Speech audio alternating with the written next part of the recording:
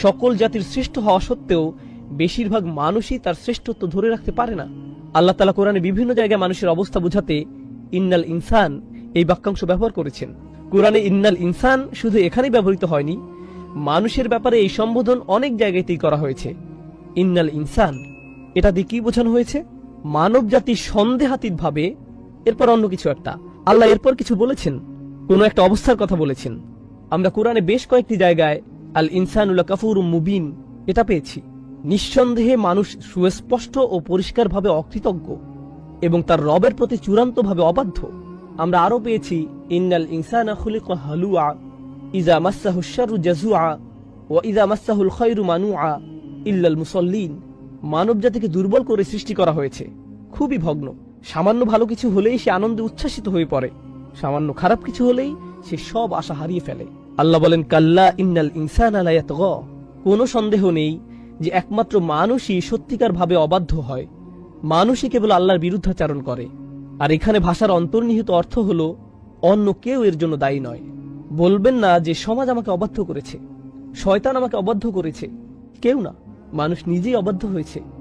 তারপর তিনি বলছেন ইন্নাল ইনসানা লিরাব্বিহি লাকানুদ।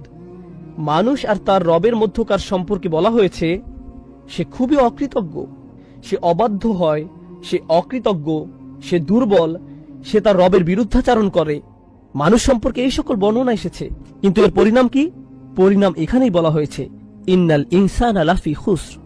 এটা মানুষ সম্পর্কে কোনো অবস্থা নয়, এটা তার আচরণের কোনো বর্ণনা নয়, বরং এখানে পরিণাম বলা হচ্ছে। এই সকল দুর্ব্যবহারের ফলাফল স্বরূপ বলা হচ্ছে মানুষ নিঃসন্দেহে চরম ক্ষতির মধ্যে ডুবে আছে। এই সূরার আরো সামনের দিকে যাওয়ার আগে আরো একটি বিষয় এখানে লক্ষণীয়, তা হলো সাধারণ মূলনীতি আর ব্যতিক্রম এক নয়। এখানে ইল্লা শব্দটি ব্যবহৃত হয়। যখন ইল্লা শব্দটি ব্যবহৃত হয় এর অর্থ হলো ব্যতীত। বাংলায় আমরা একে ব্যতীত বলি, বেশিরভাগ ক্ষেত্রে কি হয়? সংখ্যায় কোনটা বেশি হয়, সাধারণ মূলনীতি নাকি ব্যতিক্রম? সাধারণ মূলনীতি বেশি হয় আর ব্যতিক্রম খুবই কম দেখা যায়। আমরা বলি সে ছাড়া বাকি সবাই এসেছে। যখন আপনি বলেন যে সে ছাড়া, তার মানে খুব কম একজন বা দুজন ছাড়া বাকি সবাই উপস্থিত। এখন এই সূরায় কোনটি মূলনীতি, কোনটিতে বেশিরভাগ অবস্থা বুঝাচ্ছে? ওয়াল আসর ইন্নাল ইনসানা লাফি খুসর, এটাই এখানে মূলনীতি। মানুষ মূলত ক্ষতির মধ্যে ডুবে আছে। তাহলে ব্যতিক্রম কি? তারা ছাড়া ইল্লাল্লাযীনা আমানু ওয়া আমিলুস সলিহাতি ওয়া তাওয়াসাউ বিল হাক্কি ওয়া তাওয়াসাউ বিস সবর, যারা ঈমান আনে, সৎ কাজ করে ইত্যাদি। এসব ব্যতিক্রম উল্লেখ করার মাধ্যমে আমরা বুঝতে পারি এখানে অনেক মানুষের কথা বলা হচ্ছে না, এখানে খুব কম মানুষের কথা বলা হচ্ছে। মানুষের মধ্যে বেশিরভাগ ক্ষতির মধ্যে ডুবে আছে, এটাই হলো মূলনীতি। আর ব্যতিক্রম থাকবে খুব কম। আল্লাহ তাআলা আমাদের সেই ব্যতিক্রমদের অন্তর্ভুক্ত করুন। তাহলে আমরা জানলাম যে সূরা ৩ হচ্ছে তাফসীর ভঙ্গিতে বর্ণিত, আর এই সূরাটি হচ্ছে ইনজার অর্থাৎ সুসংবাদ বনাম সতর্কবাণী। আর এটি খুবই গুরুত্বপূর্ণ বিষয়। আরও একটি খুবই গুরুত্বপূর্ণ বিষয় হচ্ছে সূরা ৩-এ আজরের বর্ণনা এসেছে ইল্লাল্লাযীনা আমানু ওয়া আমিলুস সলিহাতি ফালাহুম আজর আজরু গায়রু মামনুন। এই সূরায় কোনো আজর নেই। আজর মানে হলো পুরস্কার। আল্লাহ বলেন তাদের এমন পুরস্কার দেওয়া হবে যার কোনো শেষ নেই, যার কখনোই ফুরাবে না। তখন তিনি এই শব্দটি ব্যবহার করেছেন। কিন্তু এই সূরায় কোনো পুরস্কারের বর্ণনা নেই, শুধু এটাই বলা হয়েছে যে এরা ছাড়া সব মানুষ অবশ্যই ক্ষতির মধ্যে আছে। কিন্তু তিনি বলেননি এই মানুষগুলো জান্নাতে যাবে এবং এই মানুষগুলো পুরস্কৃত হবে। তিনি এভাবে বলেননি। তারা কি পাবে তার কোনো বর্ণনা নেই, শুধু বর্ণনা এসেছে এই মানুষগুলো ক্ষতিগ্রস্ত হয়েছে আর এরা বেঁচে গিয়েছে। এটা কেমন জানেন? বাংলায় আমরা এটাকে বলি পরীক্ষায় পাশ করা। কেউ পেল 85 আর কেউ পেল 95, কেউ বা পেল 100, কেউ পেল A B C, আবার কেউ কোনো মতে পাশ করলো তবে F পায়নি। F দিয়ে ফেল বুঝায়, তাই না? আপনাদের এখানে কি 33 পেলে পাশ হয়? আমি জানি না, কিন্তু 33 পেলে মূলত পাশ করা যায়। আপনি যদি 32 পান তাহলে আপনি ফেল করবেন। এখন আপনি যদি 30 পান কিংবা 25, 0 বা 10, তাহলে আপনি কোন গ্রেড পাবেন? F। এই সবই ফেল। শুধুমাত্র 33 বা এর বেশি পেলেই আপনি পাশ করবেন, ঠিক না? 33 বা তার বেশি। এই সূরায় পরীক্ষায় সেরা মার্কস পাওয়ার কথা বলা হচ্ছে না। অন্য সূরায় এটা এসেছে, সেখানে বলা হয়েছে জান্নাত কেমন, বাগানগুলো কেমন, সেখানকার ধন সম্পদ কেমন, এগুলো অন্য সূরায় আলোচনা হয়েছে। এই সূরার বিষয়বস্তু হলো কে ফেল না করে কোনো মতে পাশ করবে। আমি আপনাদেরকে এভাবে বললাম যাতে আপনারা সহজে বুঝতে পারেন। এই সূরায় বর্ণনা করা হয়েছে সবচেয়ে ন্যূনতম শেষ সীমা যে কোনো মতে পাশ করেছে তার বিষয়, কারণ যে এই ন্যূনতম বিষয়গুলো পূরণ করতে পারেনি সে নিশ্চয়ই ক্ষতিগ্রস্ত। সুতরাং এই সূরাটি জান্নাতের শীর্ষে কিভাবে যাওয়া যায় তা নিয়ে নয়, বরং কিভাবে জাহান্নাম এড়ানো যায় তা নিয়ে। এই সূরাটি সাফল্যের শিখর নিয়ে নয়, বরং কিভাবে ব্যর্থতা এড়ানো যায় তা নিয়ে। আপনারা এটা বুঝতে পারলে একটা সূক্ষ্ম বিষয় নিয়ে আলোচনা করতে চাই। কোনো সফল হওয়া নিয়ে আলোচনা আর বেঁচে যাওয়া নিয়ে আলোচনার পার্থক্য কি? আমরা বুঝতে পারছি এই সূরাটি সাফল্য নিয়ে নয়, বরং বেঁচে যাওয়া নিয়ে বলা হচ্ছে। এই দুটির মধ্যে পার্থক্য কি? যখন আপনি বাঁচা মরার সন্ধিক্ষণে থাকেন তখন আপনি সবকিছু ভুলে যান। আপনি যদি ডুবে যান, আপনি যদি আগুন লাগা কোনো বিল্ডিংয়ে থাকেন, আপনি যদি কোনো বিপদের মুখোমুখি হন, যদি আপনার বেঁচে থাকাই সংকটে পড়ে যায়, আপনি সবকিছু ভুলে যান। যখন আপনার বেঁচে থাকাটাই সন্দেহে পড়ে যায়, তখন আপনি বড় সাফল্য নিয়ে কথা বলেন না, তখন আপনি অর্জন করা নিয়ে কথা বলেন না। আপনি হয়তো কোনো অফিসে চাকরি করেন, আপনি যদি আপনার বসের সাথে প্রমোশন নিয়ে আলাপ করেন, তাহলে সেটা কিসের আলাপ? সাফল্য। কিন্তু আপনি ধরুন একটা আগুনের মধ্যে আছেন, আপনি কি তখন বলেন যে আমি আগে প্রমোশন নিয়ে আলাপ করে নেই, আমি আগে ওটার সমাধান করি? এরকম কি কখনো হয়? হয় না। কারণ আপনি সাফল্য নিয়ে আলোচনা করেন না যতক্ষণ পর্যন্ত আপনার বেঁচে থাকা সুনিশ্চিত হয়। বুঝতে পারছেন? সুতরাং জান্নাতের শীর্ষে যাওয়া বা বড় সাফল্য নিয়ে আলোচনা করার আগে আমাদের নিশ্চিত করতে হবে যে আমরা ঠিক আছি, অন্তত পক্ষে আমরা বেঁচে আছি। এটাই এই সূরায় গুরুত্ব দিয়ে বলা হয়েছে। একদম ন্যূনতম শুধু বেঁচে থাকা। বেঁচে থাকা যার জন্য দুষ্কর, সে যদি বেঁচে থাকা ছাড়া অন্য কিছু নিয়ে কথা বলে, এর কোনো অর্থ হয় না। মনে করুন আপনি একটা বিল্ডিং থেকে বের হতে চান। বিল্ডিং এ 4টি দরজা আছে এবং এদের প্রত্যেকটিই বন্ধ। এই 4টি দরজা খোলার আগ পর্যন্ত আপনার অন্য কিছু নিয়ে ভাবা উচিত না। আর এগুলোই হলো সেই 4টি দরজা: আল ঈমান, আমিলুস সলিহাত, তাওয়াসাউ বিল হক, তাওয়াসাউ বিস সবর। এগুলোই আপনার বেঁচে থাকার দরজা। আপনাকে এগুলো খুলতে হবে যাতে আপনি বেঁচে থাকতে পারেন। এই অনন্য সূরায় এটাই চিত্রিত করা হয়েছে। এই সূরাটি আরো একটি বিষয় প্রমাণ করে। আমি আপনাদের শুধু বলেছি যে এখানে 4টি শর্ত আছে। এই 4টি বিষয় থেকে আমরা এটাও বুঝতে পারি যে নিজের মতো করে ভালো থাকাই আপনার জন্য যথেষ্ট নয়। নিজে নিজে ভালো থাকা যথেষ্ট নয়। আমাদের দ্বীন শুধু নিজেদের ভালো থাকতে বলে না, বরং অন্যদের ভালোটাও এখানে মুখ্য বিষয়। আর অন্যদের জন্য অন্যদের ভালো চাইবেন না, বরং আপনার নিজের জন্যই অন্যদের ভালো চাইতে হবে। এই সূরাটি হলো তার প্রমাণ। কিভাবে? কারণ আল্লাহ বলেন আপনি ক্ষতিগ্রস্ত হবেন যতক্ষণ না আপনি আল ঈমান, আমিলুস সলিহাত করেন, যা নিজের জন্য।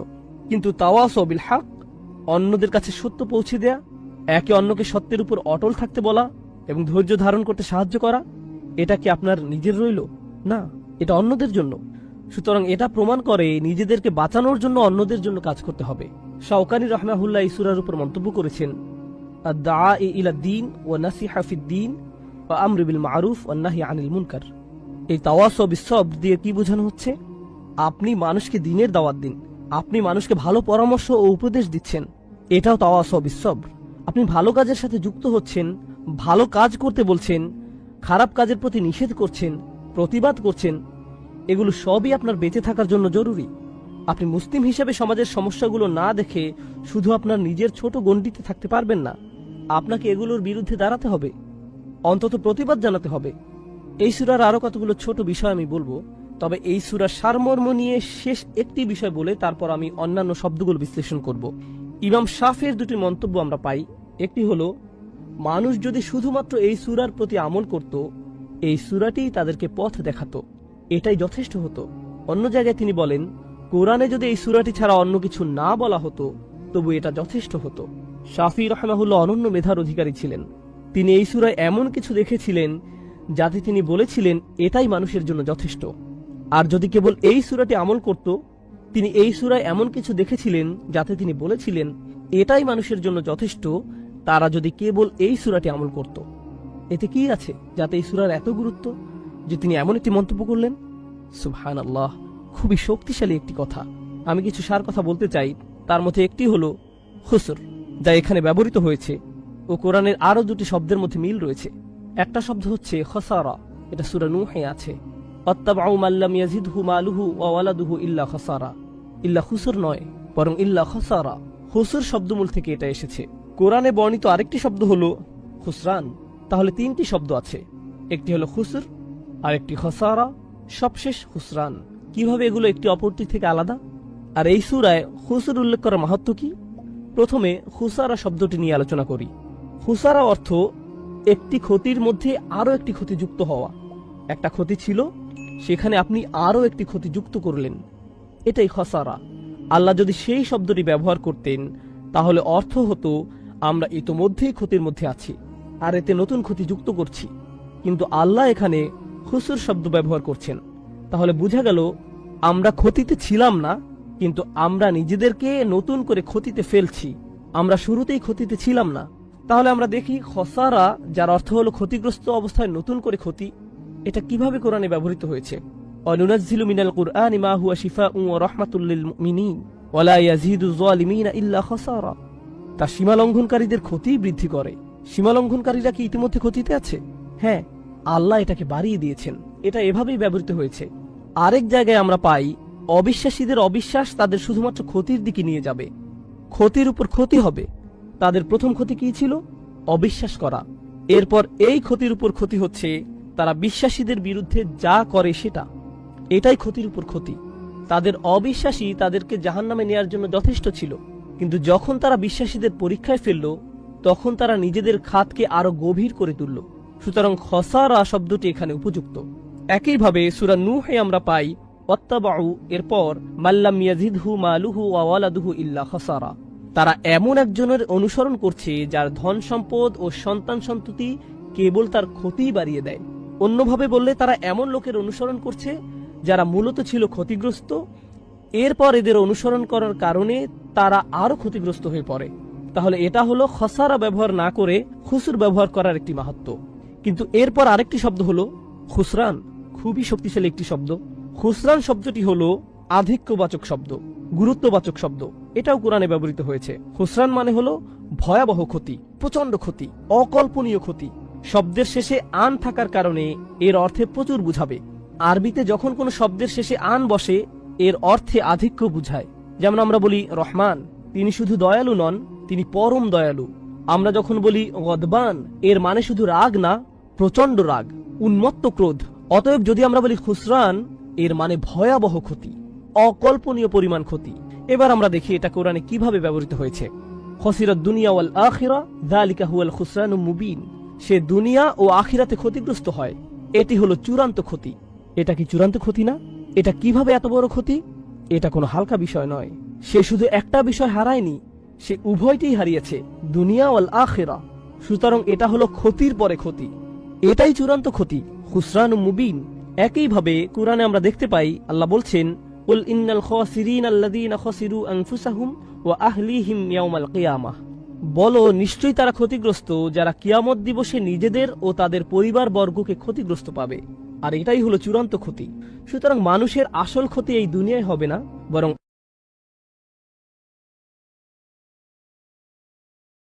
ইনশাআল্লাহ তাআলা আমরা সূরা আসরের দ্বিতীয় সেশন শুরু করতে যাচ্ছি। গত রবিবারে আমরা প্রথম সেশনটি করেছিলাম, আর সেটা ছিল মূলত এই অনন্য সূরাটির সারাংশ তথা মূল কথন। যেহেতু আমাদের বেশিরভাগই এই সূরাটি মুখস্থ জানেন, এই সূরাটি মাত্র 3টি আয়াতের সমন্বয়ে গঠিত, যা কোরআনের সবচেয়ে ছোট সূরাগুলোর একটা। আর এতে এমন কিছু আছে কোরআনে যা বারবার বলা হয়েছে। ইনশাআল্লাহ তাআলা আজকে আমরা এর সারাংশ শেষ করে এর প্রতিটি শব্দের বিশ্লেষণে যাব। একই সাথে ইতিহাসের শ্রেষ্ঠ উলামাদের মন্তব্যও জানব, যেগুলো তারা এই সূরা নিয়ে তাদের তাফসিরে লিখে গিয়েছিলেন। আজকে শুরুতে যে বিষয়টি বলতে চাই তা হলো এই সূরাটি সেসব সূরার অন্তর্ভুক্ত যেগুলো শুরুতে শপথ করা হয়েছে, কসম করা হয়েছে। আল্লাহ তাআলা অনেক সূরাতে শপথ করেছেন, সেগুলো নিয়ে আমরা পূর্বে আলোচনা করেছি। আল্লাহ কোনো বিষয়ে শপথ করলে এর মাহাত্ম্য কি, ভাষাগত অলঙ্কার শাস্ত্রে এর তাৎপর্য কি, আল্লাহ শপথ নেওয়ার উদ্দেশ্য কি। সরল ভাষায় বলতে গেলে ওয়াল আসর, আমি সময়ের নামে শপথ করছি। এটা যদিও এর ভাবানুবাদ, তবুও আসল কথা হলো স্বয়ং আল্লাহ তাআলা এখানে শপথ করছেন, তিনি এখানে কোনো কিছুর কসম করছেন। আল্লাহ তাআলার কসম করার মাহাত্ম্য কি? এর কয়েকটি মাহাত্ম্য আছে। এর মধ্যে একটা হলো সে বিষয়টির গুরুত্বপূর্ণ বৈশিষ্ট্য। আল্লাহ যে বিষয়ে শপথ করেন তা নিঃসন্দেহে তাৎপর্যপূর্ণ এবং গুরুত্বপূর্ণ। এটা মুফাসসিরদের থেকে পাওয়া একটা বৈশিষ্ট্য। এখানে এই বিষয়টি বোঝানো হয়েছে। এর কারণ কি? অনেক হাদিসে আমরা দেখতে পাই, উদাহরণস্বরূপ বলা যায় লা তাসুবুদ-দাহর ফা ইন্নাল্লাহা হুয়াদ-দাহর। খুবই বিখ্যাত একটা হাদিস। এই ধরনের হাদিসগুলো সহিহ বুখারী বা সহিহ মুসলিমই পাওয়া যায়। এগুলো খুবই প্রচলিত। কখনো সময়কে অভিশাপ দিও না, কারণ স্বয়ং আল্লাহই হলেন আদ-দাহার, তিনি নিজেই সময়। আল্লাহ নিজেকে সময়ের ঊর্ধ্বে হিসেবে বর্ণনা করেছেন। অতএব সময়কে অভিশাপ দিবেন না, এটা আসলে একটা ঐশ্বরিক গুণ। সুতরাং আমাদের কখনো এমন বলা উচিত নয় যে আরে ভাই সেদিন একটা খারাপ দিন ছিল, কিংবা এটা একটা বাজে বছর। সময়ের ব্যাপারে এরকম বিশেষণ ব্যবহার করা হয়। রাসূল সাল্লাল্লাহু আলাইহি সাল্লাম খুব পরিষ্কার ভাষায় এমন করতে নিষেধ করেছেন। অতএব একভাবে এটা বোঝা যায়, এবং সেটা হলো আল আসর হুয়াদ-দাহার, আল্লাহ আসরের কসম করেছেন। আর এর প্রায় একই অর্থ হচ্ছে আদ-দাহার, যা কোরআনে এসেছে। অতএব এটা তাৎপর্যপূর্ণ, এটা গুরুত্ববহ, এমন কিছু যা আলোচনার দাবি রাখে। অন্যভাবে বললে আল্লাহ মানবজাতির প্রতি সময়ের গুরুত্বের ব্যাপারে দৃষ্টি আকর্ষণ করেছেন, এটা একটা অর্থ। দ্বিতীয় অর্থ হলো আমরা শপথের উদ্দেশ্য বিধিও নিয়ে আলোচনা করছি। আরবি পরিভাষা এটা হলো মুকসাম বিহি, মুকসাম আলাইহি। আমি এর দ্বারা যা বুঝেছি তা হলো, খুব সংক্ষেপে বোঝানোর চেষ্টা করি। কেউ বললো আমি আল্লাহর নামে শপথ করছি যে আমি এই কাজটি করিনি। এটা একটা বড় বাক্য, আমি আল্লাহর নামে শপথ করছি যে আমি এই কাজটি করিনি। এখানে শপথের বিধেয় হলো আল্লাহ শব্দটি। তাহলে উদ্দেশ্য কি? আমি কাজটি করিনি। তাহলে এখানে একটা উদ্দেশ্য, অপরটি বিধেয়। এই সূরাতেও শপথের একটা বিধেয় রয়েছে, সেটা কি? ওয়াল আসর। তাহলে উদ্দেশ্য কি? ইন্নাল ইনসানা লাফি খুসর। আল্লাহ বলেন তিনি সময়ের নামে শপথ করছেন, কালের নামে শপথ করছেন। তারপর তিনি ঘোষণা দিয়েছেন যে সকল মানুষ চরম ক্ষতির মধ্যে ডুবে আছে। সুতরাং এখানে বিধেয় হলো সময়, আর উদ্দেশ্য হচ্ছে মানুষের চরম ক্ষতির মধ্যে থাকা। কোরআনে বা প্রাচীন আরবি অলঙ্কার শাস্ত্রে যখন এভাবে বলা হয়, বিধেয়কে আসলে উদ্দেশ্যের প্রমাণস্বরূপ হিসেবে ধরা হয়। একে এভাবেই দেখা হয়, বিধেয় হলো উদ্দেশ্যের প্রমাণ, এটা হলো উদ্দেশ্যের দলিল। অন্যভাবে বললে, আপনি যদি বলেন মানুষ ক্ষতির মধ্যে রয়েছে, কেউ হয়তো বলল আপনার প্রমাণ কি? এই সূরার আলোকে মানুষের ক্ষতির মধ্যে থাকার প্রমাণ কি? মানুষের দেউলিয়া হয়ে যাবার প্রথম প্রমাণ কি? সময় নিজেই এর প্রমাণ। মানুষ সব সময় কোন জিনিসটি হারাচ্ছে? সময়, রাইট? এটা এমন একটা সম্পদ যা আমরা কখনোই ধরে রাখতে পারি না। আমরা কখনোই এই ঘন্টা, এই সময়, এই সেকেন্ড এগুলো ধরে রাখতে পারি না। এটা চলে যাচ্ছে, আর এটা এভাবে চলে যেতেই থাকবে। এটা এমন কিছু নয় যে আপনি সঞ্চয় করে রাখবেন, পরে প্রয়োজন মতো ব্যবহার করবেন। আর বলে রাখি, আমরা কিন্তু অনেক সময় ইতিমধ্যে হারিয়ে ফেলেছি। আপনি আপনার জীবনের পেছনের দিকে তাকালে দেখতে পাবেন আপনার জীবনে অনেক সুযোগ ছিল যা আপনি কাজে লাগাননি। আপনি আপনার সময়কে সুন্দরভাবে কাজে লাগাতে পারতেন, কিন্তু আপনি লাগাননি। আপনার এই সুযোগ ছিল, সেই সুযোগ ছিল, কিন্তু আপনি পুরোপুরিভাবে আপনার সময়কে কাজে লাগাননি। সুতরাং সময়ের আফসোস আপনি ইতিমধ্যেই করেছেন, কিন্তু আপনার এই আফসোস থেকে শিক্ষা নিয়ে ভবিষ্যতে একে ভালোভাবে কাজে লাগানোর ব্যাপারে মনোযোগী হতে হবে। কিন্তু এখানে আল্লাহ দুটো জিনিসকে একসাথে জুড়ে দিয়েছেন। মানব জাতির ক্ষতির ব্যাপারটি যার সাথে জুড়ে আছে সেটা হলো সময়, যা অপরটির প্রমাণস্বরূপ। সূরা আসরকে বোঝার আরেকটি উপায় হলো, আমরা একটু পরে ইমাম শাফির মন্তব্য পড়ব। সূরা আসর দিয়ে বিভিন্ন জাতির প্রাণ বোঝানো হয়েছে। কোন জাতির পুরো সময়কালকে উল্লেখ করে এটা। কোন জাতির উত্থান পতন কিভাবে হয় আপনারা জানেন। কোন জাতির উত্থান পতন কিভাবে হয় আপনারা জানেন। অতএব যখন আল্লাহ ওয়াল আসর শব্দটি ব্যবহার করেন, তিনি শুধু একটা দিনের সময় বোঝাননি, বা কোনো একজন মানুষের জীবনকেই নয়, বরং একটা জাতির পুরো সময়কে বুঝিয়েছেন। আর কোন জাতির এই উত্থান পতনই হলো এর প্রমাণ যে মানুষ ক্ষতির মধ্যে নিমজ্জিত আছে। ইতিহাস নিজেই মানুষের ক্ষতিতে ডুবে থাকার একটা প্রমাণ। ওয়াল আসর ইন্নাল ইনসানা লাফি খুসর, এটা দিয়ে আল্লাহ এটিই বুঝিয়েছেন। আরো সামনে আগালে আমরা মুকসাম বিহি, মুকসাম আলাইহি এর আরো একটা উদাহরণ দেখতে পাই।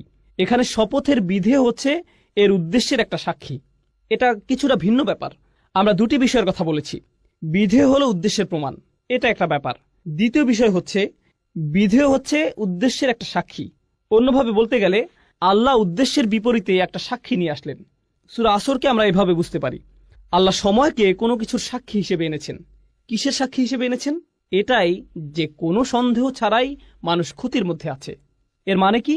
এর মানে সমগ্র মানবজাতি। মুফাসসিরদের সরাসরি মন্তব্য পড়লে এটা আরো পরিষ্কার হবে, কিন্তু এখন আমরা এটা সংক্ষেপে বুঝতে পারি। আমরা মানুষেরা বিভিন্ন বিষয়ের দিকে দৌড়াই। আমরা এমন বিষয়ের প্রতি দৌড়াই যাতে আমাদের জীবনের আসল উদ্দেশ্যই হারিয়ে যায়। এই সূরার আগের সূরাটিতে এই বিষয় আলোকপাত করা হয়েছে, আলহাকুম আত-তাকাসুর। এটা আপনাকে ভ্রষ্ট করে, মাত্রাতিরিক্ত চাওয়া, প্রয়োজনের অতিরিক্ত চাইতে থাকা। এটা আপনাকে আপনার আসল উদ্দেশ্য থেকে ভ্রষ্ট করে। বেশিরভাগ মানুষই ভুল জিনিসের পেছনে দৌড়াতে গিয়ে আসল উদ্দেশ্যের প্রতি উদাসীন। তারা ভুল জিনিসের দিকে ছুটছে। এখন আমরাই কি প্রথম মানুষ যারা সম্পদের পিছনে ছোটে, বা সুন্দর বাড়ির প্রতি ছোটে, অথবা সুন্দরী কোনো মেয়েকে বিয়ে করতে আগ্রহী, ইত্যাদি ইত্যাদি? যাই হোক, আমরাই কি প্রথম মানুষ যারা এসবের পেছনে ছুটছে? নাকি পূর্বের মানুষেরাও এসবের পেছনে ছুটেছে? তারাও ছুটেছে। তারা এগুলোকে সফলতা ভেবে এসবের পেছনে ছুটেছে। যখন তারা এগুলো পাবে তারা সফল হবে। আর আল্লাহ সময়কে সাক্ষী হিসেবে নির্ধারণ করেছেন, যাতে আমরা দেখি পূর্ববর্তীরা এসবের পেছনে ছুটেছে আর ব্যর্থ হয়েছে। অন্যরা এসেছে, তারাও এসবের পিছনে ছুটেছে এবং ব্যর্থ হয়েছে। পরের লোকেরাও এসেছে এবং একই কাজ করেছে।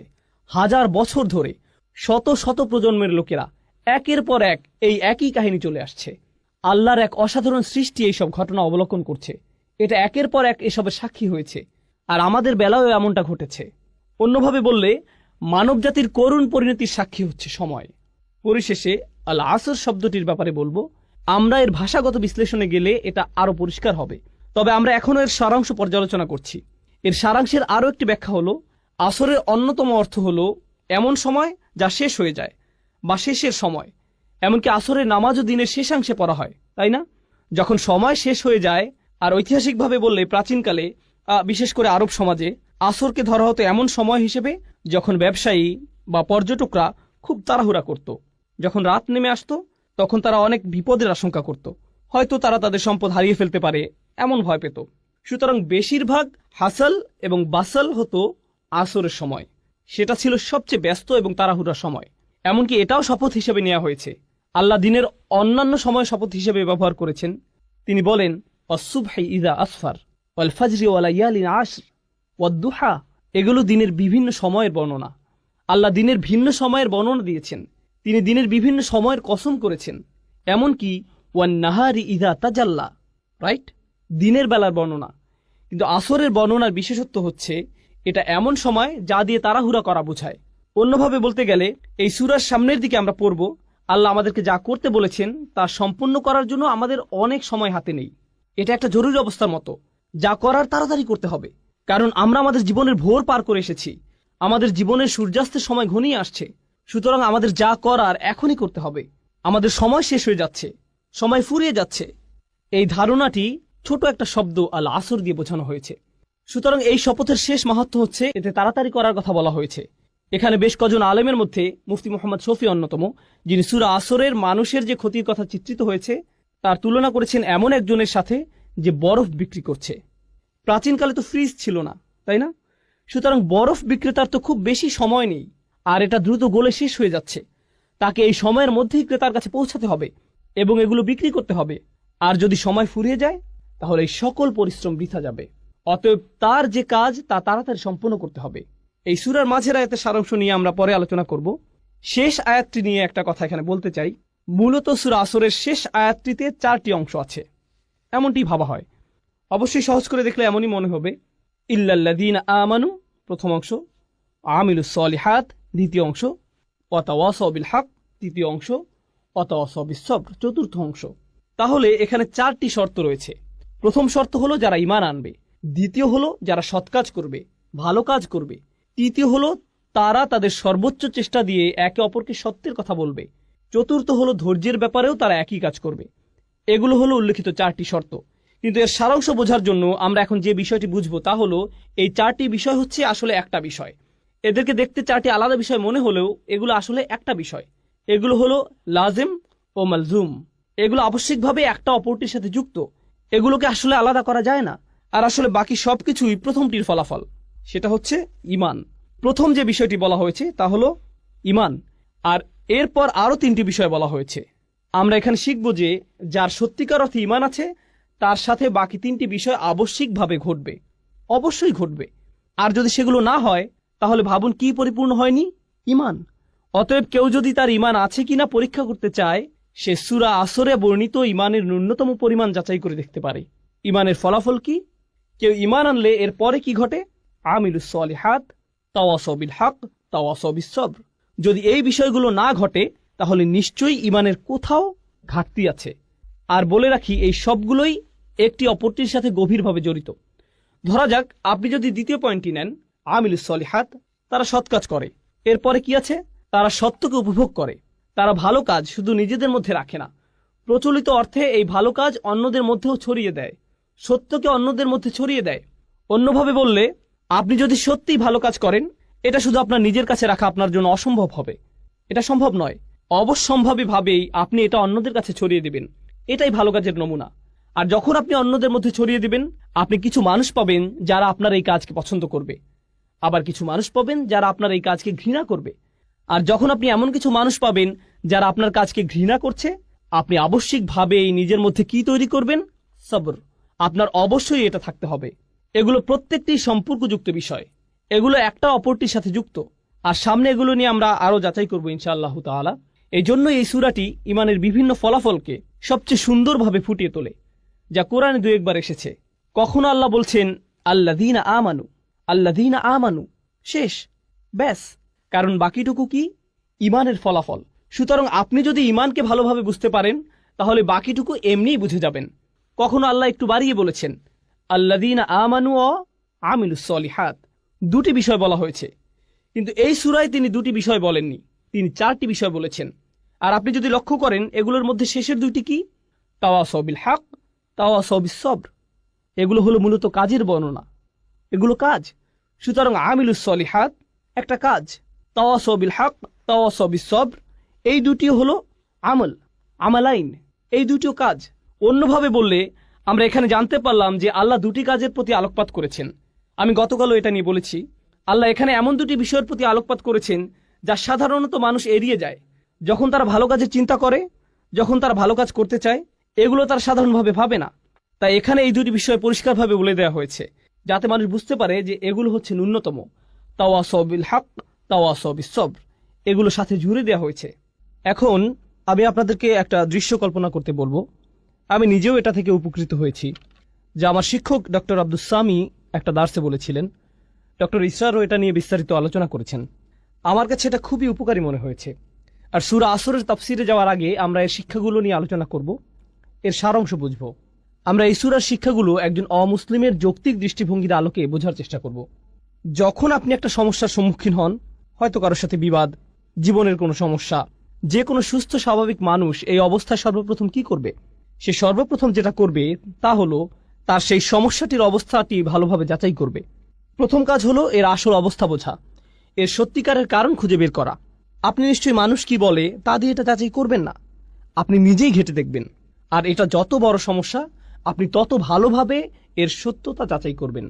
আপনি নিজে এর প্রকৃত অবস্থা খুঁজে বের করবেন। এখানে মুসলিম হওয়ার সাথে কোনো সম্পর্ক নেই, বরং এখানে সততার প্রশ্ন। একজন সৎ মানুষ, একজন সৎ বিচারক অবশ্যই এটা করবেন। ধরুন আপনার পরিবারে কোনো বিষয় ঝগড়া লেগেছে, আপনার পরিবারের কিছু সদস্য কোনো বিষয়ে ঝগড়া করছে, আর তারা বিষয়টি আপনার সামনে উপস্থাপন করলো। অসৎভাবে আপনি কি করলেন? আপনি হয়তো আপনার একজন কাজিনকে পছন্দ করেন না, আপনি অন্যজনকে পছন্দ করেন। আপনি যাকে পছন্দ করেন না তার বিরুদ্ধে আপনার রায় দিয়ে দিলেন, ঠিক? কিন্তু সত্যিকারের সততা বা ন্যায় বিচার কি? সেটা হলো আপনি প্রথমে ঘটনার প্রকৃত অবস্থা যাচাই করবেন। ওকে, এরপর আপনি যখন সত্যটি খুঁজে পেলেন, তখন আর এটা খুঁজে পাওয়াই যথেষ্ট নয়, বরং আপনি অবশ্যই এর পক্ষে দাঁড়াবেন, আপনি এর পক্ষে রায় দিবেন। আপনাকে এই সত্যের পক্ষে কাজও করতে হবে। এটাও হতে পারে যে আপনি সত্যটি খুঁজে পেয়েছেন, কিন্তু আপনি সেই সত্যটি পছন্দ করছেন না। আর যখন আপনি সেটা পছন্দ করছেন না, আপনার মন সেই সত্যের পক্ষে কাজ করতে সাড়া দিচ্ছে না। সুতরাং আপনি যা সত্য হিসেবে বিশ্বাস করছেন তা আপনার কাজে পরিলক্ষিত হচ্ছে না। আমরা এমন অবস্থাকে কি বলি? বিশ্বাসঘাতকতা। এটাই নিফাক, এটাই বিশ্বাসঘাতকতা। কিন্তু আপনি যদি কোনো কিছুকে সত্য হিসেবে খুঁজে পান, তখন এটা নিয়ে বাঁচা, এতে লেগে থাকা, বাস্তবায়ন করা, কাজে লাগানো, এটা আপনার সততার মধ্যে পড়ে। আর এটাই আবশ্যিক ফলাফল। এখন আপনার নিজের মধ্যে এটা নিয়ে আসা একটা ব্যাপার যে এটা অন্যায়, আমি এটা আর করব না। আমি খুঁজে পেয়েছি যে এটা একটা খারাপ কাজ, আমি আর কখনো এটা করব না। আমি খুঁজে পেয়েছি এটাই আমার করা উচিত, অতএব আমি এটাই করব। এখন আপনি যখন দেখেন অন্যরা এটা করছে, আমরা এমন একটা সমাজে থাকি যেটা নিজের চরকায় তেল দাও এই নীতিতে চলে। এটা নবীদের নীতি ছিল না, এটা মুসলিমদের নীতি নয়। আমি বলতে চাচ্ছি, যদি নবীরা শুধু নিজেদের চরকায় তেল দিতেন, তাহলে নামাজ ও আল্লাহর জিকির ব্যক্তিগত হতো। সূরা মুজাম্মিলে আমরা দেখি নবী করিম সাল্লাল্লাহু আলাইহি সাল্লামকে বলা হচ্ছে, কুমিল লাইলা ইল্লা কলিলা নিসফাহু আও ইনকুস মিনহু কলিলা আও জিদ আলাইহি ওয়ারাত্তিল কুরআনা তারতিলা। কুরআন পড়ো, আল্লাহকে স্মরণ করো, এটা তার নিজের জন্য। কিন্তু অন্য সূরায় আমরা কি দেখতে পাই? মুজাম্মিল ছাড়া অন্য সূরা কোনটি? মুদ্দাসসির। ইয়া আইয়ুহাল মুদ্দাসসির কুম ফাআনযির ওয়া রাব্বাকা ফাকাব্বির। ওঠো, যাও, সতর্ক করো। কাকে সতর্ক করো? অন্যদেরকে। তাদের বলো যে তারা যা করছে তা ভুল। এখন আপনি যদি আপনার সামনে কোনো কিছুকে ভুল হিসেবে জানেন আর আপনার সামনে তা হয়ে থাকে, মানুষ হিসেবে আপনি এটা মানতে পারবেন না। আপনি বলবেন তোমাদের এটা করা উচিত নয়। আপনাদেরকে একটা বাস্তব উদাহরণ দেই। ধরুন আপনি জানেন অন্যদের মাল সম্পদ নষ্ট করা ভালো নয়, এগুলো মানুষের হক, মানুষের মাল সম্পদের ক্ষতি করা অনুচিত। আপনি হয়তো রাস্তা দিয়ে যাচ্ছেন, কিছু বাচ্চা রাস্তায় ক্রিকেট খেলছে, আপনি দেখছেন ওরা খুব জোরে বল করছে, আর এটা গিয়ে অন্যের গাড়িতে লাগলো। এখন আপনি নীতিটা জানেন, নীতিটা হলো তাদের এটা করা উচিত নয়। আপনি নিজে এটা করছেন না, সুতরাং আপনি নিজে কোনো খারাপ কাজ করছেন না, আপনি অপরাধী নন, ঠিক আছে। কিন্তু সেটা কি যথেষ্ট? আপনি দেখে হেঁটে যাবেন, নাকি আপনার মাথায় আসবে যে আমার এদেরকে বলা উচিত যে এই কাজটি ঠিক নয়, আমি তাদেরকে বলি যে তাদের অন্যদের ক্ষতি করার কোনো অধিকার নেই, আমার ন্যায়ের পক্ষে দাঁড়ানো উচিত। যখন আপনি ন্যায়ের পক্ষে দাঁড়াতে চাইবেন তখন আপনার মাথায় অন্য চিন্তা আসবে, যা আপনাকে ন্যায়ের পক্ষে দাঁড়াতে দিবে না। আপনার মাথায় কি আসবে? এরা সবাই মিলে আমাকে পেটাতে পারে, আমাকেই বল বানিয়ে খেলতে পারে, তাই না? গাড়ি ভাঙার বদলে আমাকেই ভেঙে দিবে, অতএব আমার মুখ বন্ধ রাখা উচিত। আমি জানি যে এটা খারাপ, আমি নিজে এটা করব না, কিন্তু আমার এই সাহস নেই যে আমি এদেরকে থামতে বলবো। আমি জানি এটা আমার করা উচিত, আমি অবশ্যই করব, কিন্তু আমার এই সাহস নেই যে আমি অন্যকে বলবো তোমারও এটা করা উচিত। অন্তত পক্ষে কাউকে বলুন। আপনি যদি কাউকে বাধ্য করতে না পারেন, অন্তত তাকে বলুন। এখন ব্যাপার হচ্ছে, একজন সৎ মানুষ, একজন সাহসী মানুষ শুধু নিজে সেই কাজ থেকে বিরত থেকেই ক্ষান্ত হয় না, তারা কি করে? তারা এটা নিয়ে কথা বলে। আর কাফিররাও এটা করে, অমুসলিমরাও এটা করে, মুশরিকরাও এটা করে। এদেরকেও হয়তো বিশ্বাস করে যে প্রাণীদের হত্যা করা উচিত নয় ইত্যাদি। তারা শুধু নিরামিষাশী হয় না, তারা কি হয়? প্রাণী অধিকার সংরক্ষক। তারা জনসম্মুখে তাদের দাবি জানায়। কোনো ব্যাপারে তারা প্রথমে নিজেরা বিশ্বাস করে, এরপর তারা নিজেরা সেটা মানে। এরপর কি করে? তারা জনসম্মুখে এর দাবি জানায়, এমনকি এর জন্য তারা মার খায় কিংবা হয়তো নির্যাতনের শিকার হয়। এরা কিন্তু মুসলিম নয়। যারা এমন কিছু করার সিদ্ধান্ত নিয়েছে, সবার জন্য একই প্রক্রিয়া। এগুলো কোথা থেকে এসেছে? এগুলো সবই তাদের বিশ্বাস থেকে এসেছে। তাদের বিশ্বাস খুবই শক্তিশালী হয়ে থাকে, এতটাই যে তাদের আচরণ এতে বদলে যায়। শুধু আচরণই বদলে ক্ষান্ত হয় না, এমনকি তারা এটা নিয়ে কথাও বলে। আর যখন তারা এটা নিয়ে কথা বলে, নানান সমস্যায় পড়ে, তারা ধৈর্য ধরে, মনে প্রাণে ধৈর্য ধরে, তারা লেগে থাকে। যাই হোক না কেন, আমরা এটা আদায় করবই। সুতরাং এই পুরো প্রক্রিয়াটা শুরু হয় বিশ্বাস থেকে। এখানে বলে রাখি, শুধু ইসলামেই এমন হয় না, বরং যে কোনো আদর্শের ক্ষেত্রে এটা প্রযোজ্য। কমিউনিস্টরা এমন করেছিল, টিএনএম স্কয়ারের ছাত্ররা এমন করেছিল, ইরানিরা এমন করেছিল। যখন তারা শাহদের বিপক্ষে জিতেছিল, তারা প্রথমে বিশ্বাস করেছে, তারা নিজেদের পরিবর্তন করেছে, তারপর তারা এর পক্ষে দাঁড়িয়েছে, এটা নিয়ে কথা বলেছে। যখন কোনো সমস্যায় পড়েছে, তারা ধৈর্য ধরেছে। এমনকি অমুসলিমদের ইতিহাসেও তাকালে গান্ধীর বিপ্লব সম্পর্কে দেখতে পারেন, একই ধারণা, একই যৌক্তিক মূলনীতি। বলে রাখি, মুসলিমদের কথা বাদ দিলাম, অমুসলিমদের মধ্যেও যখন কেউ এমন প্রচেষ্টা করে, যারাই এই নীতি অবলম্বন করেছে, এর অনুসরণ করেছে, তারাই ইতিহাসের নায়ক হিসেবে আবির্ভূত হয়েছে। যে এই নীতি মেনে নিয়েছে, ইতিহাসের নায়ক হিসেবে গণ্য হয়েছে। মার্টিন লুথার কিং বা যেই হোক, তাদেরকে ইতিহাসের সেরা মানুষ হিসেবে দেখা হয়, কারণ তারা তাদের বিশ্বাসে লেগেছিল আর তারা ন্যায়ের পক্ষে দাঁড়িয়েছিল। যে কোনো মূল্যেই হোক না কেন, তাদের জন্ম মৃত্যুদিন পালিত হয়, তাদেরকে নিয়ে বই লেখা হয়েছে, ভাস্কর্য করা হয়েছে। এই সবই করা হয়েছে কারণ তারা যে দেশ বা সংস্কৃতি থেকে আসুক না কেন, এটা হলো সততার প্রতি মানুষের সম্মান। কিন্তু ভাবুন, আপনি কোনো কিছুর জন্য লড়াই করছেন যা মূলত পরিপূর্ণ নয়। ইতিহাসের মহান মানুষেরা এর জন্য লড়াই করেছেন, তাদের চেষ্টা সংগ্রাম অনুসরণীয়। তারা এই লড়াইয়ে তাদের জীবন দিয়েছেন, যা হয়তো সত্যের পক্ষে, কিন্তু এটা কেবল সত্যের একটা ক্ষুদ্র অংশ, এটা পরিপূর্ণ নয়। কিন্তু আল্লাহ আমাদেরকে সত্যের পুরোটাই দিয়েছেন। তাহলে তারা যদি সত্যের ক্ষুদ্র একটা অংশের জন্য এতটা ত্যাগ করতে পারেন, আপনি কি এই সকল মানবাধিকার কর্মীর সাথে একজন মুসলিমের তুলনা করতে পারেন? একজন মুসলিমের কতটা ত্যাগের জন্য প্রস্তুত থাকা উচিত? আর তারা যদি নিজেকে পরিবর্তনে এতটা সচেষ্ট হয়, তাহলে একজন মুসলিমের নিজেকে পরিবর্তনে কতটা সচেষ্ট হওয়া উচিত? তারা যদি কোনো দাবি আদায়ে এতটা সোচ্চার হয়, তাহলে একজন মুসলিমের কতটা সোচ্চার হওয়া উচিত?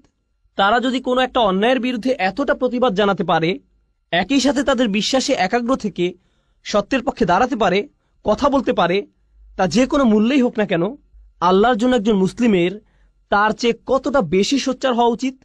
কাফিরদের মধ্যেও ইমানের গুণ থাকতে পারে, তারা সবরের ক্ষেত্রে এতটাই দৃঢ় হয়ে দাঁড়াতে পারে, এমনকি একজন মুসলিমের চেয়েও। এই জন্য সূরা আল ইমরানের শেষে আল্লাহ বলছেন, ইয়া আইয়ুহাল্লাযীনা আমানু ওয়াসবিরু ওয়াসাবিরু ওয়ারাবিতু ওয়াত্তাকুল্লাহ। তোমরা যারা বিশ্বাস স্থাপন করেছো, যারা নিজেদেরকে ধৈর্যশীল বলে দাবি করো, তোমরা ধৈর্যে প্রতিযোগিতা করো। অর্থাৎ আপনার শত্রুদের মধ্যেও সবর আছে, তাদের বিশ্বাস আছে, তারা সেই অনুযায়ী কাজ করে। আর এটা যত কঠিনই হোক না কেন, আমাদের ধৈর্য ধরতে হবে, আমাদের সামনে এগিয়ে যেতে হবে। আপনাকে তাদের সাথে সবরের প্রতিযোগিতায় নামতে হবে এবং প্রতিনিয়ত এটা চালিয়ে যেতে হবে। ওয়ারাবিতু ওয়াত্তাকুল্লাহ। আর আপনার এমন কিছু আছে যা তাদের নেই। আপনার তাকওয়া আপনাকে শক্তি দেবে, তাদের তাকওয়া নেই, এটা তাদের শক্তি যোগাবে না। আপনি সবরের এই প্রতিযোগিতায় তাদেরকে হারাতে পারবেন। সুবহানাল্লাহ। তাহলে তাফসিরে যাওয়ার আগে এটাই ছিল এই সূরার সারাংশ। এখন ইনশাআল্লাহ তাআলা শুরু করতে পারি। আমরা প্রথমে ওয়াল আসর আয়াতটি নিয়ে শুরু করব। আমরা ইতিমধ্যে শপথ ও তার মাহাত্ম্য নিয়ে আলোচনা করেছি। তাহলে আমরা কিছু সাহাবী এবং সালাফদের মন্তব্য পড়তে চাই। আমরা ইবনে আব্বাস রাদিয়াল্লাহু তাআলা আনহুর মন্তব্য দিয়ে শুরু করব। তিনি বলেন, এটা যুগের প্রতি ইঙ্গিত করে, অর্থাৎ বিভিন্ন জাতির সময়কালকে এবং বিভিন্ন যুগ ও শতাব্দীর প্রতি, যা মানবজাতি পার করে এসেছে। অন্যভাবে বললে, যখন আমরা বলি মানুষ ক্ষতির মধ্যে থাকার প্রমাণ হিসেবে আল্লাহ মানবজাতির সমগ্র ইতিহাসকে দাঁড় করিয়েছেন, এমনকি আজ পর্যন্ত, এটাই ইবনে আব্বাস রাদিয়াল্লাহু তাআলা আনহু এক কথায় বলেছেন। ইবনু কিসান বলেছেন, আসর বলতে দিন ও রাত্রিকে বোঝানো হয়েছে। অন্যভাবে বললে, মানুষের রাত ও দিনের মধ্যে পার্থক্য অনুধাবন করে বোঝা উচিত যে সে ক্ষতির মধ্যে আছে।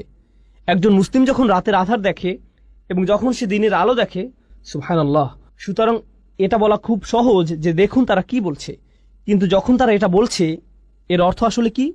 কুরআন পড়ে আমরা কি বুঝলাম, আর দিন বা রাতকে আমরা কিভাবে দেখি, আর কিভাবে আমরা সময়কে দেখি, এগুলো প্রবাহমান বিষয়। মাঝে মাঝে আমরা সালাফদের বিভিন্ন তাফসির দেখি, এক শব্দ বা দুই শব্দ, পুরো আয়াতের তাফসির মাত্র একটা শব্দ। কিন্তু আপনি যদি সেই শব্দটি নিয়ে চিন্তা করেন, আপনি বুঝতে পারবেন এই মানুষগুলো কতটা গভীর জ্ঞানের অধিকারী ছিলেন। তারা খুব অল্প কথায় অনেক কিছু বলে গিয়েছেন। এটা আমরা বললে অনেক কথার প্রয়োজন হয়, কিন্তু তারা খুব অল্প কথায় অনেক কিছু বলেছেন। তাদের ভাষা ছিল অলংকারপূর্ণ। এরপর একইভাবে হাসান আল বাসরি বলেছেন, এটা দিনের শেষাংশ থেকে সূর্যাস্ত পর্যন্ত সময়কে বোঝানো হয়েছে। এখানে আসরের শুরু থেকে সূর্যাস্ত পর্যন্ত সময়কালকে বোঝানো হয়েছে, যা আমি আপনাদেরকে আগেই বলেছি যে প্রাচীনকালে এই সময় অনেক ব্যস্ততা এবং তাড়াহুড়া থাকত। এটা দিয়ে একটা যুগের পরিসমাপ্তিও বোঝানো হয়। মানে হচ্ছে এক একটা দিন এক একটা যুগের মতো, অতএব একটা যুগের শেষ। এটা দিয়ে মূলত বোঝানো হয় যে মানুষের জীবন মূলত মৃত্যুর কিনারায়। মানুষ তার জীবন শেষ হওয়ার কিনারায় দাঁড়িয়ে, ঠিক যেভাবে সূর্যের আলো নিভে যায় আর অন্ধকার নেমে আসে। আপনার এই দুনিয়াবী জীবনটাও শেষ হওয়ার পথে, আর আপনি মৃত্যুর দিকে এগিয়ে যাচ্ছেন।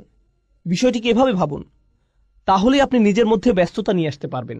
কাতাদা রাদিয়াল্লাহু তাআলা আনহু বলেন, এটা হলো দিনের শেষ ভাগ। দুজনেই মন্তব্য করেছেন যে এটা হলো আসরের নামাজ। আসর সম্পর্কে তাদের অভিমত হলো এটা হচ্ছে সালাতুল আসর। আর এটা মূলত তাফসির করার একটা পদ্ধতির আলোকে বলা হয়। সেটা হলো যখন আল্লাহ কোনো কিছু নিয়ে কসম করেন, তার অর্থ এটা অবশ্যই কোনো পবিত্র বিষয়। কসম করার কয়েকটি অর্থের মধ্যে এটা অন্যতম। এই পদ্ধতির আলোকে তারা বলেছেন আসরের নামাজ হলো পবিত্র। কিভাবে এটা পবিত্র? আল্লাহ বলেন, হাফিজু আলাস সালাওয়াত ওয়াস সালাতিল উস্তা, তোমরা নামাজকে সংরক্ষণ করো, বিশেষ করে মাঝের নামাজকে। আর মাঝের নামাজ কোনটা? আসরের নামাজ। অতএব আল্লাহ এখানে আসরের নামাজের জন্য বিশেষভাবে একটা পয়েন্ট বলেছেন। আসরের নামাজের ব্যাপারে কেন তিনি বলেছেন? কারণ সেই সমাজের সাথে মিলিয়ে বলেছেন। সেই সমাজে কখন তারা সবচেয়ে বেশি ব্যস্ত থাকত? আসরের সময়। তখনই মিটিং হতো, আসল কাজটা তখনই করা হতো। দোকানপাট তখনই সবচেয়ে ব্যস্ত থাকত। যখন দোকানপাট সবচেয়ে বেশি ব্যস্ত থাকে, তখন সেটা বন্ধ করে নামাজে দাঁড়ানো সবচেয়ে কঠিন হয়, তাই না? যখন কোনো গুরুত্বপূর্ণ মিটিং হয়, ঠিক তখনই আসরের সময়, যাতে তাদের দুনিয়াবী কাজ তারা বাদ দিয়ে নামাজে দাঁড়াতে পারে। তাই আল্লাহ এখানে কসম করে বলছেন যে যদি তারা এটা না করতে পারে, তারা চরম ক্ষতির মধ্যে পড়ে যাবে। সুবহানাল্লাহ। তারপরে আইসারাত তাফসিরে আমরা দেখি, এখানে বলা হয়েছে আদ-দাহরু কুল্লুহু, আসর দিয়ে পুরো সময়কে বোঝানো হয়েছে। আর শাব্দিক বিশ্লেষণে আমরা দেখতে পাই এতে আছে আদ-দাহর ও আল আসর। সূরা ইনসানে আল্লাহ বলছেন, হাল আতা আলাল ইনসানি হিনুম মিনাদ-দাহর। এখানে দাহর শব্দটি ব্যবহৃত হয়েছে, আর এই সূরায় আসর শব্দটি ব্যবহৃত হয়েছে। অতএব আমরা এই দুইটি শব্দের মধ্যে পার্থক্য বুঝতে পারলাম। যাই হোক, আইসারাত তাফসিরে সময়কে বা সময়ের কিছু অংশকে বোঝানো হয়েছে। এখানে সময়ের অংশ বলার কারণে কিছু কিছু মুফাসসির বলছেন আসর বলতে এখানে নবীজি সাল্লাল্লাহু আলাইহি সাল্লামের জীবনকালকে বোঝানো হয়েছে। তারা একে এভাবে ব্যাখ্যা করেছেন, কারণ কোরআনের অন্যান্য জায়গায় আল্লাহ নবীজির জীবনের শপথ করেছেন, লা উমরুকা, তিনি নবী সাল্লাল্লাহু আলাইহি সাল্লামের জীবনকালের শপথ করেছেন। তাই তারা এখান থেকে এই অর্থ নিয়েছেন যে যখন আল্লাহ বলেন ওয়াল আসর, তার অর্থ এটা দিয়ে নবীজি সাল্লাল্লাহু আলাইহি সাল্লামের জীবনকে বোঝানো হয়েছে। অন্যভাবে বললে শেষ নবীর জীবনকে পুরো মানব জাতির জন্য এমনভাবে পাঠানো হয়েছে, যদি তারা তাকে অনুসরণ না করে তবে তারা ক্ষতির মধ্যে পড়ে যাবে। এ দুটোর মিল বুঝতে পারছেন? কারণ এটা হচ্ছে এই পৃথিবীর সূর্যাস্তের সময়ের মতো, সূর্যাস্ত হওয়ার মতো ঘটনা। তিনি হচ্ছেন শেষ নবী। শেষ নবীর আগমন এই পৃথিবীর শেষ হওয়ার জন্য অনেক বড় একটা নিদর্শন, আর তার জীবনটাই মানুষের এই চরম ক্ষতির অনেক বড় একটা প্রমাণ। সুতরাং এভাবে তারা আল আসর শব্দটির ব্যাখ্যা করেছেন। এরপরে আল জুজাজি বলেন অর-রব্বিল আসর। আসলে মুফাসসিরদের মধ্যে কিছু কিছু মুফাসসির এভাবে ব্যাখ্যা করেছেন, যখন আল্লাহ তাআলা কোনো সৃষ্টি নিয়ে কসম করেন তারা ধরে নেন রব শব্দটি মাহযুফ, এর আগে রব ধরে নিতে হবে। সুতরাং তিনি বলেন আমি সময়ের স্রষ্টার নামে শপথ করছি। যখন আল্লাহ বলেন ওয়াল ফাজর, এই মুফাসসিরগণ এর ব্যাখ্যা করেছেন অরব্বিল ফাজর ওয়াদ-দুহা অরব্বিদ দুহা। এভাবে তারা এগুলো ব্যাখ্যা করেছেন। ইতিহাসে কিছু মুফাসসির এমনটি সব সময় করে গেছেন। যদিও এই মতটি সংখ্যায় নগণ্য, তবু আমি এটা আপনাদের সাথে শেয়ার করা জরুরি মনে করি, কারণ এটাও আহলে সুন্নাহ ওয়াল জামাতেরই অংশ, এটা আমাদের ইতিহাসেরই অংশ। যাই হোক, সবশেষে ইবনে কাসির রাহিমাহুল্লাহ বলেন এটা দিয়ে পুরো সময়কে বোঝানো হয়েছে, যাতে আদম আলাইহিস সালামের সন্তানদের যে কোনো কাজ সংঘটিত হয়েছে, তা হোক ভালো কাজ বা মন্দ কাজ। আর এই ভালো মন্দ উল্লেখ করে তিনি বলতে যাচ্ছেন যে মানুষ যাই করে তার বেশিরভাগই কি হয়, খারাপ না ভালো। যেহেতু তারা খারাপ কাজটাই বেশি করে, তাই তারা ক্ষতির মধ্যে আছে। সময় দিয়ে বোঝানো হয়েছে তাদের দুটো করারই সামর্থ্য আছে, কিন্তু তারা যেহেতু বেশি খারাপ কাজ করে, তাই তারা ক্ষতির মধ্যে আছে।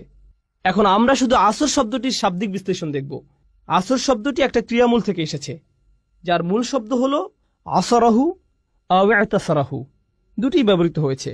ইফতিয়াল একই সাথে সুলাসি মুজাররাদও ব্যবহৃত হয়েছে, যার শাব্দিক অর্থ হলো তিনি চাপ দিয়েছেন, চিপে বের করেছেন, নিংড়ে নিয়েছেন। এমন কোনো কাপড়ের কথা ভাবুন যা পানিতে চুবানো ছিল, আপনি সেটাকে তুলে এমনভাবে নিংড়ে নিলেন যাতে সমস্ত পানি বের হয়ে আসলো। এভাবে এটা ব্যবহৃত হয়েছে। ফল দিয়ে ওটা বোঝা যেতে পারে, আপনি এমনভাবে ফল চাপ দিলেন যাতে এর সমস্ত রস বের হয়ে আসলো। আরবিতে রস বলা হয় আসিরকে, আর এর ক্রিয়ামূল হল ইতাসারাহু। উদাহরণস্বরূপ ইতাসারাত তুফাহ, এর মানে হচ্ছে সে আপেলের রস বের করে ফেলল, কোনো কিছু নিংড়ে বের করা। এটা হচ্ছে প্রথম অর্থ। আসরা সাওবান, সে কাপড় থেকে পানি বের করে ফেলল। এরপর কোরআনে আমরা পাই অফিহি ইয়াসিরুন, এটা হলো মুদারে। এভাবেও কোরআনে এসেছে অফিহি ইয়াসিরুন, তারা এ থেকে জুস বের করে নিল। যেভাবে তারা আগের কালে আঙুর বা জলপাই জাতীয় ফল থেকে মদ বানাতো, এখানে সে চিপে বের করা বলতে এরকম বোঝানো হয়েছে, যেভাবে রস বের হয়ে আসে। একজন কবি বলেন আমাদের নেতাদের মধ্যে কেউ যদি আপনার মতো এভাবে চিপে বের করে দিত, মানে হচ্ছে এক গোত্রের একজন অন্য গোত্রের নেতার কাছে গিয়ে কিছু টাকা পয়সার আশা করত। সে টাকা পয়সা পাওয়ার আশায় তাকে গিয়ে বলতো আপনার এত টাকা আছে, আপনি যা খরচ করেন তা তো কেবলমাত্র কিছু বিন্দুকণা, এই ধনভাণ্ডারের পুরোটাই আপনার আছে। আমার আশা আমাদের নেতারাও আপনার মতো এভাবে টাকা খরচ করত, যদি আমরা তার কিছু বিন্দুকণা উপভোগ করতে পারতাম। আসলে সে তাকে প্রশংসা করত যাতে সে কিছু টাকা পেতে পারে। এটাই কাব্যের বৈশিষ্ট্য। এই কবিতাগুলো পড়ার সুবিধা হচ্ছে এ থেকে আপনি তৎকালীন আরবের ভাষার ব্যবহার সম্পর্কে ধারণা পাবেন। এতে আমরা বুঝতে পারবো আল্লাহ তৎকালীন আরবের মানুষের সাথে কি ভাষায় কথা বলেছেন, কারণ এটাই তাদের ভাষা, এই ভাষাতেই তারা কথা বলে। এরপরে আমরা দেখি আসরাত শব্দের ব্যবহার। প্রাচীন আরবের একটা চমৎকার শব্দ। এটা এমন নারীকে বোঝাতে ব্যবহৃত হয়েছে যে তার পূর্ণ যৌবনে পা দিয়েছে, কেউ তার যৌবনের শেষ অবস্থায় পড়েছে, তখনই আসরাত স্ত্রীবাচক শব্দ ব্যবহৃত হয়েছে। অথবা এমন মেয়ের ক্ষেত্রে যে প্রাপ্তবয়স্ক হয়েছে, তখনও আসরাত শব্দের ব্যবহার হয়েছে। এখানে আমরা পাই মেঘেরা এমন অবস্থায় পৌঁছেছে যাতে বাতাস এসে তাদের নিংড়ে দিয়ে যায়। এটা একটা ছবির মতো ভাষা। মেঘগুলো কাপড়ের সাথে তুলনা করা হয়েছে, যা এমনভাবে চিপড়ানো হয় যাতে বৃষ্টি ঝরে পড়ে। কুরআনেও আমরা এই শব্দের ব্যবহার দেখতে পাই। ও আনজালনা মিনাল মুসিরাতি, একই শব্দ। ও আনজালনা মিনাল মুসিরাতি মা আনসাজ্জাজা, একই মূল শব্দ ব্যবহৃত হয়েছে। আমরা মেঘমালা সৃষ্টি করেছি যা নিংড়ে বের করা হয়, অর্থাৎ বাতাসে এরা একে অপরের সাথে ধাক্কা খায়, এভাবে এগুলো চাপ খায় এবং বৃষ্টি পড়ে। এই আয়াতে এরকম চিত্র আমরা দেখতে পাই। আমি আপনাদের আগেও বলেছি, আমি এখন বলছি এটা কোথা থেকে এসেছে। শরহে শাফিতে শিহাব লিখেছেন আসর হচ্ছে এমন একটা সময়কাল যখন কেউ মারা যায়, অথবা এমন সময়কাল যা ইতিহাসে দেখা যায় যখন কোনো জাতি বিলুপ্ত হয়।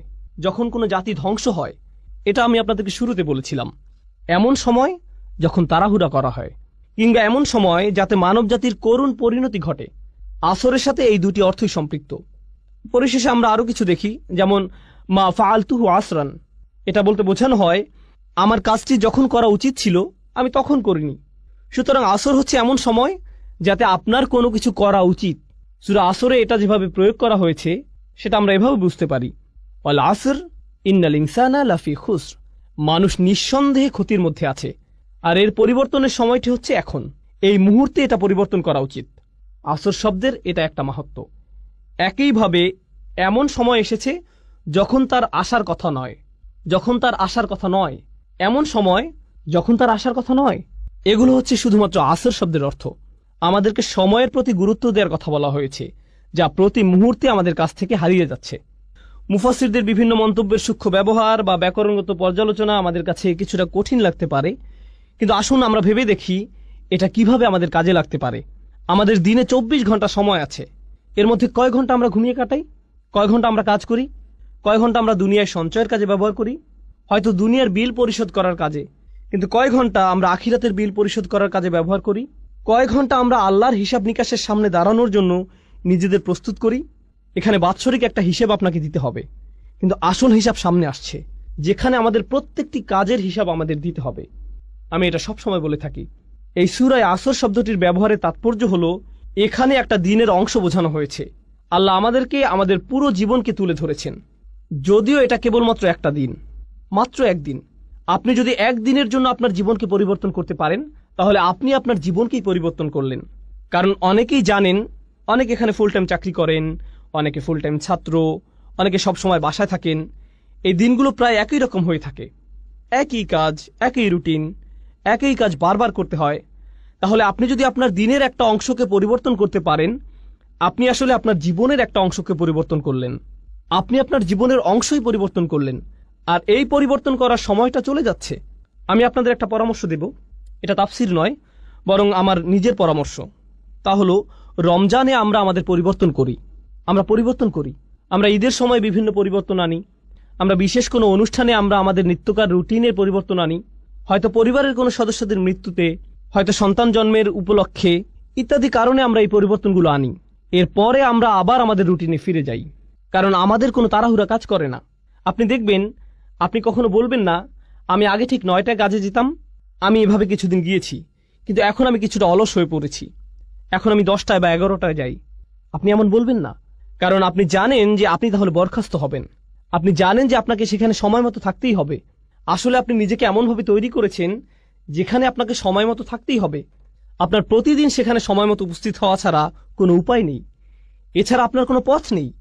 এভাবে ভাবার কারণে আপনার ধারাবাহিকতা ধরে রাখা সহজ হয়েছে।